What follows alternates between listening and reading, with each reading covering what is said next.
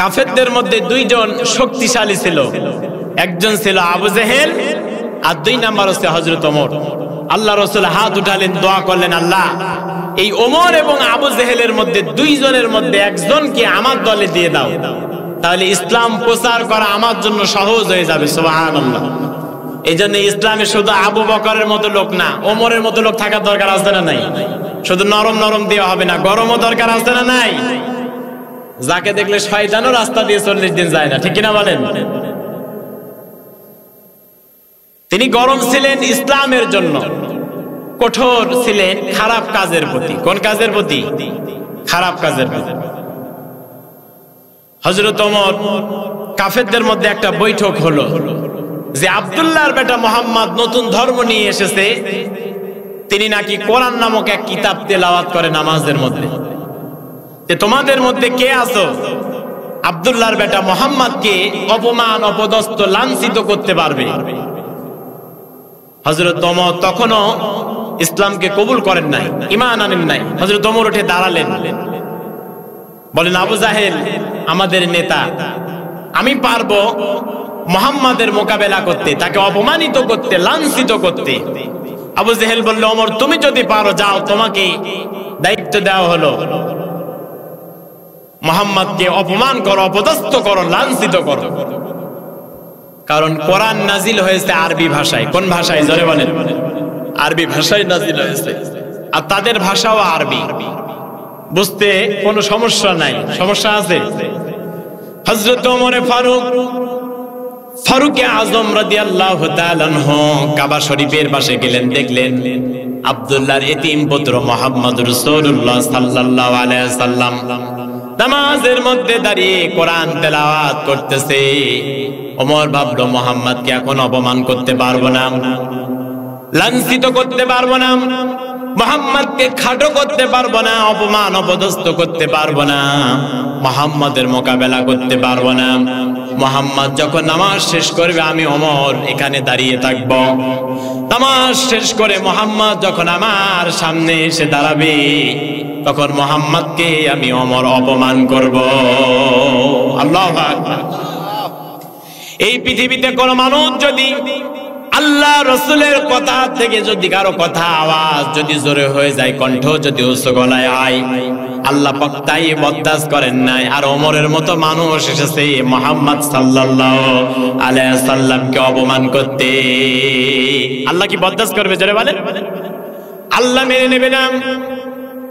নবীজি আমার নামাজের মধ্যে দাঁড়ালেন, হযরত ওমর পিছনে দাঁড়িয়ে, নবীজি আমার সবার আগে দাঁড়িয়ে আছেন নামাজের মধ্যে। আল্লাহ নবীজি তেলাওয়াত করছেন, হযরত ওমর মনে মনে ভাবতেছেন, মুহাম্মদ সাল্লাল্লাহু আলাইহি ওয়াসাল্লাম নামাজের মধ্যে যেটা পড়ে, মুহাম্মদ সাল্লাল্লাহু আলাইহি ওয়াসাল্লাম নামাজের মধ্যে যে তেলাওয়াত করে, আমার মনে হয় মুহাম্মদ সাল্লাল্লাহু আলাইহি ওয়াসাল্লাম কি জিন এসে তাকে এই কথাগুলো শিখিয়ে যায়। নবীজি আমার অমনেই নামাজের মধ্যে বললেন, ইন্নাহু লাকাউলু রাসূলিন কারীম। না না না, এটা কোনো জিনের কথা নয়, এটা কোনো মানব রচিত কথা নয়। নিশ্চয় কিতাব নাজিল হয়েছে একজন বার্তা বাহকের উপরে, তোমরা খুব অল্পই বিশ্বাস করে আল্লাহর উপরে। হযরত ওমর মনে করলেন, নবীজির পিছনে দাঁড়িয়ে আছি, আল্লাহ নবীজি যেটা তেলাওয়াত করেন সেটা মনে হয় তাকে জিন এসে শিখিয়ে যায়। আমি নামাজের মধ্যে নবীজি তেলাওয়াত করে সবার সামনে, তার পিছনে দাঁড়িয়ে আছে মুসল্লিরা, সবার পিছে দাঁড়িয়ে আছে আমি ওমর। কিন্তু নবীজি আমার মনের খবর কিভাবে জানে? মুহাম্মদ যেটা তেলাওয়াত করে এটা মনে হয় তাকে জিন শিখিয়ে দিয়ে যায়। কিন্তু নবীজি আমার নামাজের মধ্যে অমনি আমার প্রশ্নের জবাব দিয়ে দিলেন, না না না, এটা কোনো জিনের কথা নয়, এটা কোনো মানব রচিত কথা নয়, এটা আল্লাহর পক্ষ থেকে তার প্রেরিত রাসূলের উপরে নাজিল হয়েছে। হযরত ওমর পিছনে দাঁড়িয়ে ভাবতেছেন, যদি এটা জিনের কথা না হয় তাহলে মনে হয় আব্দুল্লাহর এতিম পুত্র মুহাম্মদুর রাসূলুল্লাহ সাল্লাল্লাহু আলাইহি সাল্লাম মনে হয় গণক হয়ে গিয়েছে। জোরে বলেন কি হয়েছে? মনে হয় গণক হয়ে গিয়েছে। হযরত ওমর সবার পিছনে দাঁড়িয়ে এই কথা ভাবতেছে। অমনেই নবীজি আমার নামাজের মধ্যে তেলাওয়াতের মাধ্যমে হযরত ওমরের প্রশ্নের জবাব দিয়ে দিচ্ছেন। ওয়ালা বিকৌলি কাহিনিন কলিলাম মা তাযাক্কারুন। কিভাবে জানে? আমার মনে হচ্ছিল আমার পায়ের তলা থেকে মাটিগুলা সরে যাচ্ছিল। আল্লাহু আকবার। হযরত ওমর মনে মনে ভাবলেন, এটা যদি জিনের কথা না হয়, এটা যদি গণকের কথা না হয়, তাহলে মনে হয় মুহাম্মদ কবি হয়ে গিয়েছে। মুহাম্মদ মনে হয় কোন কবির কাছ থেকে এই কথাগুলো শিখে আসে। আল্লাহ নবীজি অমনেই নামাজের মধ্যে কোরআন থেকে তেলাওয়াত করে নামাজের মধ্যে হযরত ওমরের মনের প্রশ্নের জবাব দিয়ে দিচ্ছেন। ওয়ামা হুয়া বিকৌলি শাইরিন কলিলাম মা তুমিনুন।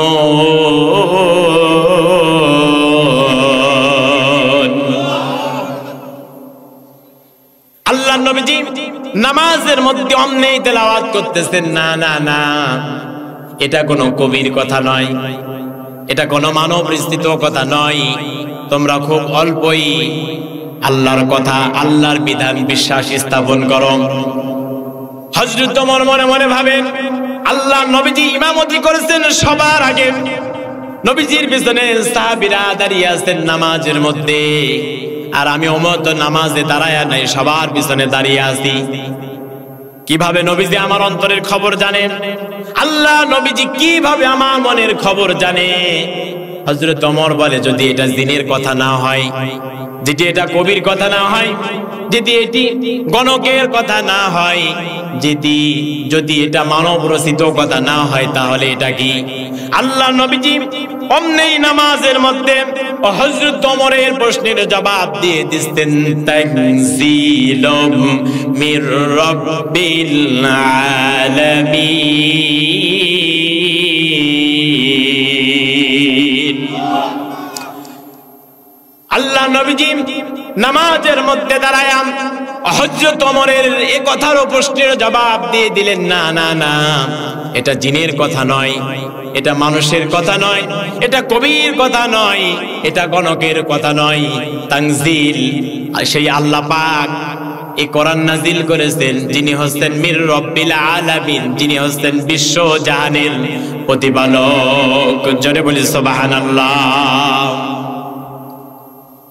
সুতরাং এই কোরআনের মধ্যে কি কোনো ভুল আছে? কোনো সন্দেহ আছে?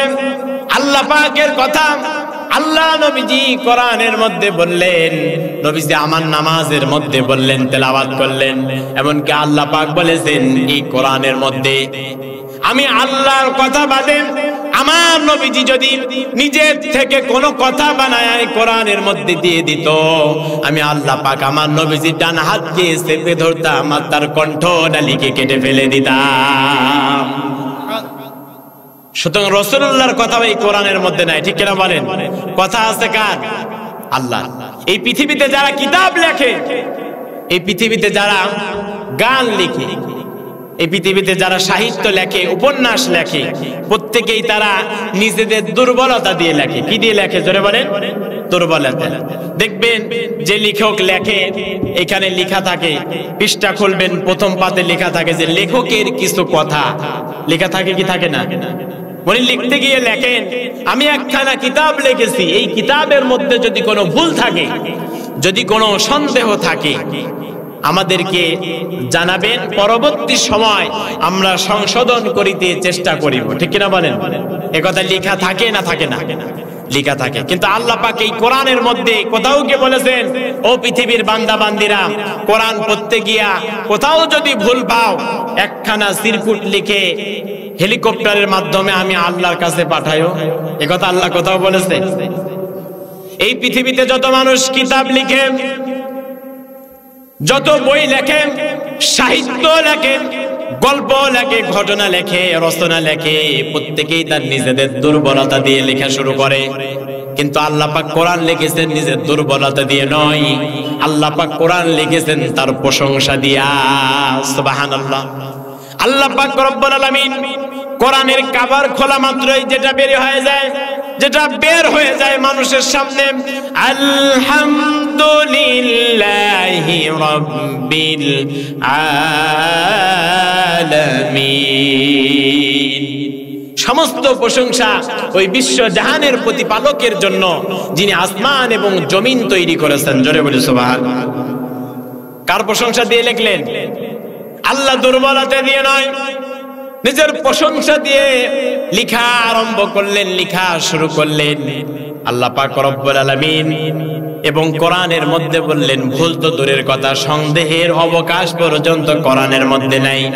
যালিকাল কিতাবু লা রাইবা ফীহি হুদাল লিল মুত্তাকিন। জালিকা, ইহা একখানা কিতাব, এই কিতাবের মধ্যে ভুল তো দূরের কথা, সন্দেহের অবকাশ পর্যন্ত লেশ মাত্র নাই। সুবহানাল্লাহ। লা শাক্কা ফি ওয়ালা রাইবা ফি। এই কোরআনের ভুল ধরতে যারা এসেছে তারাই তাদের নিজেদের জীবনের ভুল সংশোধন করতে পেরেছে। কথা বলেন ঠিক কিনা? আপনারা শুনেছেন নীল আর্মস্ট্রং এর কথা, যিনি ছিলেন একজন বিজ্ঞানী, সর্বপ্রথম গিয়েছিলেন চাঁদে। কোথায় গিয়েছিলেন? চাঁদে গিয়েছিলেন। তিনি চাঁদের চন্দ্র থেকে ফিরে এসে দুনিয়াতে আসলেন, দেখলেন পৃথিবীতে উঁচু উঁচু দুইটা জিনিস দেখা যায়, তার মধ্যে একটা হচ্ছে মক্কা আর একটা হচ্ছে মদিনা। জোরে বলি সুবহানাল্লাহ। এই দুইটা জায়গা থেকে আসমানের দিকে আলো চমকিয়ে আসমানের দিকে উঠতেছে। জোরে বলি সুবহানাল্লাহ। রহমত আছে না নাই? কাবার দিকে বরকত আছে না নাই? তারা কোরআনের ভুল ধরেছে, ভুল ধরতে গিয়ে তারা নিজেদের ভুলকে সংশোধন করেছে। জোরে বলি সুবহানাল্লাহ। এই যে বাংলাদেশে যে কিতাবটা ছাপা হয়, বাংলাদেশে সর্বপ্রথম এই কোরআনের বাংলা তরজমা করেছেন নরসিংদীর গিরিশচন্দ্র সেন, একজন হিন্দুর বেটা। সুবহানাল্লাহ বলবেন না? তাদের নিজেদের জীবনের ভুল তারা ধরতে পেরেছে। কোরআনের ভুল ধরতে গিয়ে দেখে আমার নিজের জীবনের ভুলই বেশি, কোরআনের মধ্যে কোনো ভুল নাই। কোরআনকে রিসার্চ করে তাদের জীবনকে তারা এই পৃথিবীতে সুন্দরভাবে পরিচালনা করে পৃথিবী থেকে সোনার মানুষে পরিণত হয়েছে। সুবহানাল্লাহ। এজন্য কোরআন শোনার দরকার আছে না নাই? কোরআন বোঝার দরকার আছে না নাই? কোরআন তেলাওয়াত করার দরকার আছে না নাই? কোরআন মানার দরকার আছে না নাই? আল্লাহ রাসূল বলেছেন, মান ক্বারাআল কুরআনা ফাস্তাজহারাহু ফাআহাল্লা হালালাহু ওয়া হাররামা হারামাহু ওয়া আদখালাহু আল্লাহুল জান্নাহ। আল্লাহর হাবিব জানিয়েছেন, এই পৃথিবীতে যারা কোরআন তেলাওয়াত করে, এই পৃথিবীতে যারা কোরআন পড়ে, কোরআন বোঝে, কোরআন মানে, ফাআহাল্লা হালালাহু, এই কোরআনের মধ্যে যেটা হালাল সেটা গ্রহণ করে, ওয়া হাররামা হারামাহু, আর কোরআনের মধ্যে যেটা নিষেধ করা হয়েছে, হারাম করা হয়েছে, সেটা তারা হারাম বলে মেনে নেয়, হারামটাকে ছেড়ে দেয়। ওয়া আদখালাহু আল্লাহুল জান্নাহ। আল্লাহর হাবিব জানিয়েছেন, আল্লাহ পাক ওই ব্যক্তিকে জান্নাতের মধ্যে প্রবেশ করাবেন। জোরে বলে সুবহানাল্লাহ। পৃথিবীতে কোন কিতাব কি এমন আছে পড়লে পরে জান্নাতের গ্যারান্টি আছে? জোরে বলেন নাই। আল্লাহ রাসূল আরো সুসংবাদ দিয়েছেন, ওয়াসাব্বা আশারাতিন ফি আহলি বাইতিহা কুল্লুন কদ আজাবাত লাহুন নার। এই পৃথিবীতে কোরআন তেলাওয়াতকারীর আহাল থেকে, আহলিহা, তার আহাল থেকে, পরিবার থেকে এমন 10 জন ব্যক্তির জন্য জাহান্নাম ওয়াজিব হয়ে গিয়েছে। ওই কোরআন তেলাওয়াতকারী ব্যক্তি মানলেওয়ালা, পড়নেওয়ালা, কোরআনের হালাল মেনেছে, হারাম মেনেছে, কোরআন তেলাওয়াত করেছে, বুঝেছে, আমল করেছে, ওই ব্যক্তি যাদের 10 জনের উপরে জাহান্নাম ওয়াজিব, তাদের ওই 10 জন ব্যক্তিকে জাহান্নাম থেকে জান্নাতে নিয়ে যাবে। জোরে বলি সুবহানাল্লাহ। এজন্য কোরআন শেখানোর দরকার আছে না নাই? আমরা শিখতে পারি নাই, আমাদের ছেলে মেয়ে যাদের আছে, আমাদের ছেলে মেয়েদেরকে কোরআন শেখাবো ইনশাআল্লাহ। কত লক্ষ কোটি টাকা খরচ করে আমরা ইংরেজি শিখাই, বাংলা শিখাই, ম্যাথমেটিক্স, বায়োলজি, কেমিস্ট্রি শিখাই, কি শিখাই না? আপনি ওগুলাও শিখান, নিষেধ নাই, কিন্তু কোরআনের জ্ঞান আগে দিতে হবে। কথা বলে ঠিক কিনা? কোরআনের জ্ঞান আগে দিতে হবে, তাহলে আপনার ছেলে বদমাইশ হবে না, শয়তান হবে না, ভালো জায়গায় চাকরি পাওয়ার পরে শয়তানি করবে না, মানুষকে ঠকাবে না। ঠিক কিনা বলেন?